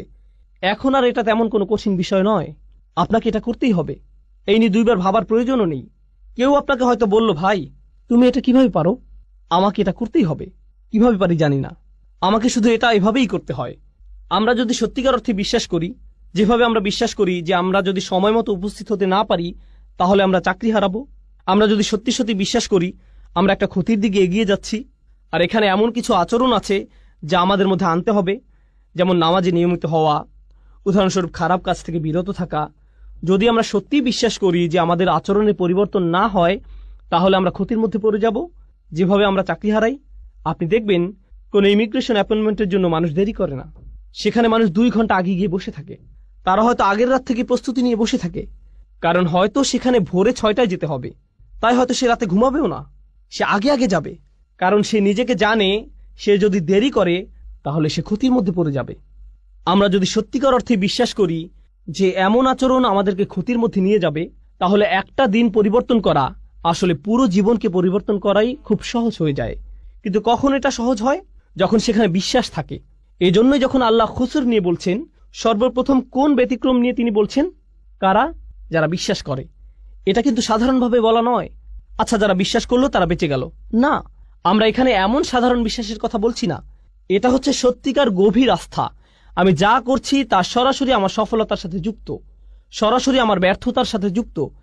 তার চেয়ে ভালো আমি আমাকে পরিবর্তন করি, তার চেয়ে ভালো আমি তাই করি যা আমার করা উচিত। এটা শুধুমাত্র আসর শব্দে এমন বোধ আসা উচিত। এটা যেভাবে চিপে বের করে দেয়, নিঃশেষ করে দেয়। আর আমার এত সময় নেই। এখানে যারা ছাত্র আছেন, আপনারা হয়তো কোনো অ্যাসাইনমেন্ট আছে আর আপনি সেটা ভুলে গিয়েছেন, আর সময় চলে যাচ্ছে। একজন ছাত্রের মধ্যে তখন যে ধরনের তাড়াহুড়া দেখা যায়, ফাইনাল পরীক্ষার আগে যে ধরনের ব্যস্ততা দেখা যায়, ট্যাক্সের সময় একজন অ্যাকাউন্টেন্টের মধ্যে যে ধরনের ব্যস্ততা দেখা যায়, যে ব্যস্ততা আপনি দেখবেন, উদাহরণস্বরূপ আপনি যদি কাজে দেরি করেন, আপনি বাসায় যে ধরনের আচরণ করবেন, আপনার আচরণ পুরো পাল্টে যাবে। আপনি কোনোভাবেই দেরি করতে চাইবেন না। আপনি সবার সাথে এমন আচরণ করবেন যেন কাউকে আপনি পাত্তা দেন না। আপনি সকালের খাবার কিছুরই তোয়াক্কা করছেন না, আপনি চলে যান, কারণ আপনার ব্যস্ততা আছে। আপনি জানেন যে আপনি যদি না যান তাহলে আপনি সমস্যায় পড়বেন। আপনি পুরোপুরি জানেন আমাদেরকে এই আস্থা নিজের দিনের ব্যাপারেও আনতে হবে। আপনার বস যদি আপনাকে বলে, আমি কসম করে বলছি তোমার সমস্যা হবে, যদি আপনার বস এটা বলে, সে যদি বলে আমি কসম করছি, সে হয়তো অফিসে আসলো, সে আপনাকে নির্দিষ্ট করে বলল না, সে বলল প্রত্যেক কর্মচারীর বিশাল ক্ষতি হবে, আমি কসম করছি তোমাদের প্রত্যেকেরই ক্ষতি হবে, এবার অনেক বড় লোকসান হবে। আপনি কি মনে করেন সে যখন চলে যাবে আপনাদের মধ্যে কি কেউ বলবে হ্যাঁ আমার কিছু হবে না, আমি ঠিক আছি? না, সে নির্দিষ্ট করে কিছু বলেনি। সে বলেনি কিছু কর্মচারীর ক্ষতি হবে, সে বলেনি ওই যে তার ক্ষতি হবে। তিনি বলেছেন প্রত্যেকেরই ক্ষতি হবে, আপনাদের সবার ক্ষতি হবে। আর আপনারা অচিরে লক্ষ্য করবেন যে সময় চলে যাচ্ছে, ক্ষতির সময় এগিয়ে আসছে। আপনারা খুব শীঘ্রই বুঝতে পারবেন যে আপনারা কতটা ক্ষতির মধ্যে আছেন। এখন যখন আপনি এটা শুনবেন, এই দুনিয়ায় আপনার জন্য একটা ব্যস্ততা কাজ করবে। আপনার মনে হবে, ও আল্লাহ, আমার এখন কি করা উচিত? তিনি কি করতে চান? তিনি কেন রেগে আছেন? এমন কিছু কি আছে যা আমরা করছি না? এখন চিন্তা করুন, যখন আপনার একটা চাকরি থাকে, বলে রাখি আমি আপনাদের এই উদাহরণগুলো দিচ্ছি যাতে আপনারা এই সূরাটি আরো ভালোভাবে বুঝতে পারেন ইনশাআল্লাহ।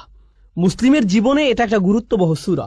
এটা একজন মুসলিমের জন্য এমন একটা উপহার যা আল্লাহ মাত্র 3টে আয়াতের মাধ্যমে দিয়েছেন, যা আমাদের জীবনকে পরিবর্তন করে দিতে পারে। তিনি আমাদেরকে পুরো কোরআন মুখস্থ করতে বলেননি, শুধু সূরা আসরটা মনে রাখবেন। সুবহানাল্লাহ, দেখবেন এটা কিভাবে আপনার জীবনকে পরিবর্তন করে দেয়। এখন চিন্তা করুন, আপনি একটা চাকরি পেলেন, আপনার বস আপনাকে বলল তোমার কাজ 4টি। প্রতিদিন আপনার কয়টি কাজ আছে? 4টি। মাঝে মধ্যে আপনার বস আপনাকে এমন কাজ দিবে যা আপনি খুব সহজেই পারবেন, আবার মাঝে মধ্যে আপনার এমন কাজ থাকবে যা আপনার করতে ভালো লাগবে না। কিন্তু যেহেতু আপনি এই চাকরিটি করছেন, আপনার কয়টি কাজ করতে হবে? সবগুলোই। আপনার হয়তো 2টি করতে ভালো লাগে, কিন্তু আপনাকে 4টিই করতে হবে। 2টি আপনার ভালো লাগে, 2টি আপনার ভালো লাগে না, কিন্তু 4টি কাজই আপনি করেন। এখন যদি কেউ মনে করে, বা আমি যদি মনে করি আমি শুধু 2টি কাজ করব, কারণ আমি এই 2টি খুবই ভালো পারি, আমি বাকি 2টি নিয়ে চিন্তা করব না, আমি এমনকি এগুলো ছুঁয়েও দেখব না। বস যখন দেখবে আমি এই 2টি কতটা ভালোভাবে করেছি, সে কি বাকি 2টির কথা ভুলে যাবে? এগুলো নিয়ে কোনো সমস্যা হবে না? তাহলে আপনি বাকি 2টি কাজ করলেন না। আপনার বস 1 সপ্তাহ পর আসলো, কত দূর করেছো? কাজের অগ্রগতি কি? আমি প্রথম কাজ 2টি শতভাগ করেছি। ও আচ্ছা, বাকি 2টির কি অবস্থা? আসলে আমি এই 2টি করব না, কিন্তু দেখুন আমি এই প্রথম 2টি কত ভালোভাবে করেছি। এই লোকের কি অবস্থা হবে? আপনাদের কি মনে হয়, সে কি তার চাকরিটা ধরে রাখতে পারবে? আপনি যদি সম্পূর্ণভাবে সেগুলো নাও করেন, আপনাকে যে 4টি কাজ দেয়া হয়েছে সে 4টি কাজ আপনাকে করতেই হবে। আপনি হয়তো শতভাগ করতে পারেননি, কিন্তু আপনাকে প্রত্যেকটির অন্তত 70 ভাগ কাজ হলেও করতে হবে। এটা কোনো একটা কাজের 100% করার চেয়েও ভালো। বুঝতে পারছেন? তাহলে যখন আল্লাহ 4টি কাজের কথা বলছেন, ইল্লাল্লাযীনা আমানু ওয়া আমিলুস সলিহাত ওয়া তাওয়াসাউ বিল হক ওয়া তাওয়াসাউ বিস সবর, তখন আমরা বলি ঈমান। আমাদের ঈমান নিয়ে কাজ করতে হবে, কিছু ভালো কাজ। আর আর বাকিগুলো, ওগুলো তো আলেমদের জন্য, ওগুলো শায়েখদের কাজ, ওগুলো দায়ীদের কাজ, ওগুলো অন্যরা করবে, এগুলো আমার কাজ নয়। তাহলে আপনি এখানে কি করছেন? আল্লাহ বলেন এই 4টি কাজ যারা করবে না তাদের প্রত্যেকেই বিশাল ক্ষতির মধ্যে আছে, কিন্তু আপনি শুধু 2টা করছেন, বা 1টা বা 3টা। ব্যাপারটা এমনই, আপনি এর মধ্যে থেকে বাছাই করছেন যে আপনাকে ক্ষতির মধ্যে নিয়ে যাবে, এর কোনো ফলাফল পাবেন না। এই সূরার মাধ্যমে এমন দৃষ্টিভঙ্গি আমাদের তৈরি করতে হবে। আমি আজকে আরো 10 মিনিট নেব, সম্ভবত আমাদের তৃতীয় একটা সেশনের প্রয়োজন হবে ইনশাআল্লাহ তাআলা। আমি ভেবেছিলাম হয়তো আমাদের 3টা সেশন লাগতে পারে, ওয়ালিল্লাহিল হামদ। আচ্ছা, এখন একটু ইন্নাল ইনসানা লাফি খুসর এটা নিয়ে কথা বলা যাক। প্রথমত, ইন্না শব্দটি আরবি ভাষায় ইন্না দিয়ে কেবলমাত্র নির্দিষ্টতা বোঝায় না, বরং এমন লোকদের প্রতি ইঙ্গিত করে যারা আপনার কথায় সন্দিহান। ইন্না শব্দটির মাধ্যমে এখানে ইন্নাল ইনসানা লাফি খুসর এই আয়াতের মাধ্যমে আমরা বুঝতে পারি যে বেশিরভাগ মানুষ যখন এটা শুনে কি করে? তারা অবিশ্বাস করে। তারা ভাবতে পারে না যে এতটা খারাপ হতে পারে, এটা আসলে এত খারাপ হতে পারে না। আপনি খুবই হতাশাজনক কথা বলছেন, এটা এত খারাপ নয় ভাই। তাই আল্লাহ আপনাকে সুনিশ্চিত করে বলছেন অবশ্যই এটা এমনই। ইন্না ভাষাগতভাবে এটা ইজালাতিশ শাক, এটা সন্দেহ দূর করার জন্য ব্যবহৃত হয়েছে। তার মানে এই সন্দেহ আগে থেকেই ছিল। আপনি হয়তো ভাবছেন এটা কাফিরদেরকে বলা হচ্ছে। কিছু কিছু মুফাসসির বলছেন আল ইনসান আই আল কাফির, কিন্তু কিছু কিছু মুফাসসির আবার এর বিপক্ষে শক্ত প্রমাণ উপস্থাপন করেছেন। কিভাবে? কারণ এর শেষের ইল্লা দিয়ে ব্যতিক্রম বুঝিয়েছে। কারণ আল্লাহ এখানে পুরো মানব জাতির ব্যতিক্রম উল্লেখ করেছেন। যদি তিনি এখানে কাফিরদেরকে বুঝাতেন তাহলে ব্যতিক্রম উল্লেখ করার প্রয়োজন হতো না, কাফির তো কাফিরই। কিন্তু যেহেতু এখানে ইল্লা দিয়ে ব্যতিক্রম বোঝানো হয়েছে, সেহেতু এখানে প্রত্যেকটি মানুষকে আলাদাভাবে বোঝানো হয়েছে। এখন আমরা ইনসান শব্দটি সংক্ষেপে বুঝতে চাই। ইনসান শব্দটি আমরা আগেও পড়েছি, কারণ এই শব্দটি আগেও বহু সূরায় এসেছে। ইনসান শব্দটির কয়েকটি মূল আছে, এর মধ্যে একটা হলো নিসিয়ান, মানে হলো ভুলে যাওয়া। অর্থাৎ মানুষকে মনে করানো প্রয়োজন যে সে খুব ভয়াবহ ক্ষতির মধ্যে আছে, কিন্তু পরক্ষণেই কি ঘটে? সে ভুলে যায়। আপনি খুতবা শুনেন, আপনাকে স্মরণ করানো হয়, আপনার চিন্তা আসে আর আপনি ভাবেন ভাই আমার কাজের ব্যাপারে সচেতন হওয়া প্রয়োজন। আর যখন আপনি মসজিদের পার্কিংয়ে হয়তো কোনো গাড়ি দেখলেন, আপনি সব ভুলে গেলেন। ইনসান, আল্লাহ মানুষকে এই পৃথিবীতে পাঠানোর আগে এই মানুষের ব্যাপারে এটা বলে দিয়েছেন। আলাস্তু বিরব্বিকুম ক্বালু বালা শাহিদনা। সূরা আরাফে তিনি বলেন, আমি কি তোমাদের প্রভু নই? আমরা বলেছিলাম হ্যাঁ অবশ্যই আপনি আমাদের প্রভু, আমরাই এর সাক্ষী। আমরা পৃথিবীতে আসার আগেই আল্লাহকে এই সাক্ষী দিয়ে এসেছি যে তিনি আমাদের প্রভু। আর এখন আমরা ভুলে গিয়েছি, আমাদের মনে নেই। আমরা লা ইলাহা ইল্লাল্লাহ বলার গুরুত্ব হারিয়ে ফেলেছি। মুহাম্মদুর রাসূলুল্লাহ সাল্লাল্লাহু আলাইহি সাল্লাম এই বলার শক্তি হারিয়ে ফেলেছি, আমরা ভুলেই গেছি। সুতরাং ইনসান শব্দটি এখানে ফার্দদের সমর্থক হিসেবে এসেছে, আলাদা ব্যক্তি। আর নাফস লোকটি, কিছু শব্দ আছে যেগুলো সমর্থক, আল বাশার মানুষ, আর নাস, কিন্তু এখানে এসেছে ইনসান। এর দুইটা তাৎপর্য আছে। একটা হলো আমাদের ভুলে যাওয়ার প্রতি ইঙ্গিত, আর দ্বিতীয় হলো ইনসান শব্দটি দিয়ে আলাদা ব্যক্তি বোঝায়, যা হলো ইসমে জিন্স। এর মাহাত্ম্য হলো এই শব্দটি দিয়ে দুটি বিষয় বোঝানো হচ্ছে। এটা সমগ্র মানব জাতিকে সম্পৃক্ত করে, আবার একই সাথে এটা একক বোঝায়। এখানে শিক্ষণীয় একটা বিষয় আছে। ইনসান শব্দটির ব্যাপারে ছোট একটা বিষয় বলে আজকে শেষ করবো ইনশাআল্লাহ। তা হচ্ছে দায়িত্বের ব্যাপ্তি নিয়ে। মনোবিজ্ঞানে দায়িত্বের ব্যাপ্তি বলে একটা কথা আছে। এখানে যারা আছেন আমি আপনাদের সহজ করে বাড়ির উদাহরণ বা একটা ক্লাসরুমের উদাহরণ দিব। আমার বাসায় আমার বাচ্চারা আছে, আলহামদুলিল্লাহ আমার 5 জন সন্তান আছে। তারা সারা বাড়ি ছুটাছুটি করে। আমি যখন বাসা থেকে বের হয়ে যাই তখন যদি বলি দুষ্টুমি করো না, এটা বলে যদি দরজা বন্ধ করে দিই, আমি শুধু বললাম দুষ্টুমি করো না, তারা কি দুষ্টুমি করবে না? করবে। এটাই হচ্ছে দায়িত্বের ব্যাপ্তি। কিন্তু আমি দরজা খুলে যদি বলি হুসনা তোমার বোনকে জ্বালাবে না, ওয়ালিয়া দেয়ালে আঁকবে না, হুদা চিৎকার করবে না, আহমেদ ঘুমাতে যাও, আমি যদি নির্দিষ্ট করে বলি, তাহলে কি তারা তাদের দায়িত্বের ব্যাপারে বেশি সচেতন হবে না? অবশ্যই। যদি আমি সাধারণভাবে বলি তাহলে কি হবে? এটা নিশ্চয়ই অন্য কারো ব্যাপারে বলছে, তাহলে আমি ঠিক আছি। বুঝতে পারছেন? শিক্ষক ক্লাসে বললেন, ছাত্ররা হয়তো অনেক চেঁচামেচি করছে, শিক্ষক বললেন সবাই চুপ করো, সবাই কি চুপ করবে?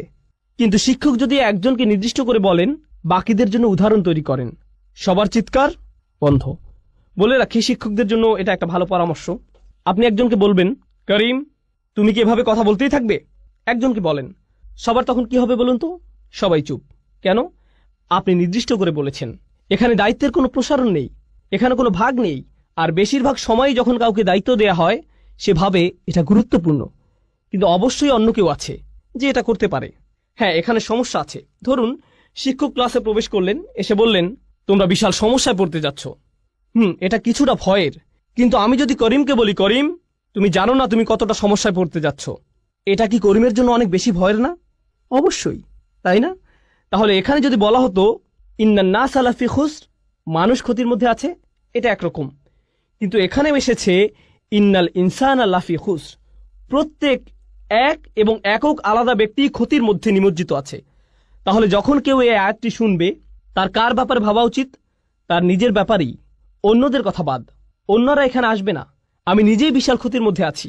আমার এই মুহূর্তে অন্য কারো ব্যাপারে ভাবা উচিত না, আমার শুধু নিজের কথাই ভাবা উচিত। যখন নিজেদের আমল প্রসঙ্গে আসে, যা বিচারের দিনে আমাদেরকে বাঁচিয়ে দিতে পারে, এখানে কোনো ছাড় দেওয়া যাবে না। সেদিন মা তার সন্তানকে চিনবে না, মা তার সন্তানকে চিনবে না। রাসূল সাল্লাল্লাহু আলাইহি ওয়াসাল্লাম বাদে অন্য সব নবীই বলবেন আমি তোমাদের জন্য সুপারিশ করতে পারবো না, অন্য কোথাও যাও, তোমাদের দেওয়ার মতো আমার কাছে কিছুই নেই। এটা এমন একটা দিন যেদিন ভাই ভাইয়ের কাছ থেকে দূরে সরে যাবে। সবচেয়ে ভালো বন্ধু আর সেদিন বন্ধু থাকবে না। ইয়াউমা ইয়াফিরুল মারউ মিন আখিহি ওয়া উম্মিহি ওয়া আবিহি ওয়া তাকাত্তাআত বিহিমুল আসবাব। সবচেয়ে ভালো বন্ধু আর সেদিন বন্ধু থাকবে না। ওয়া তাকাত্তাআত বিহিমুল আসবাব। ইয়াউমা ইয়াফিরুল মারউ মিন আখিহি ওয়া উম্মিহি ওয়া আবিহি। আপনি আপনার পরিবারকে এতটাই ভালোবাসেন। এখানে বলে রাখি, মাঝে মধ্যে মানুষের ভালোবাসার কারণে আমরা খুবই খারাপ কাজ করে ফেলি। আমরা সত্যিকারই খুব খারাপ কিছু করে ফেলি। আর সেদিন যাকে জাহান্নামে নিক্ষেপ করা হবে সে বলবে, ওয়ামান ফিল আরদি জামিআ সুম্মা ইউনজিহ। সে আল্লাহকে বলবে, আমি কি আমার সন্তানের বদলে এই আযাব থেকে মুক্তি পেতে পারি? আপনি কি আমার ছেলেকে, আমার সন্তানকে আমার বদলে জাহান্নামের আগুনে দিতে পারেন? সে এভাবেই বলবে। বা আমার স্ত্রীকে, বা আমার ভাইকে, বা আমার মাকে, ওয়া উম্মিহি ওয়া আবিহি ওয়া সাহিবাতিহি, পরিবারের সবাইকে।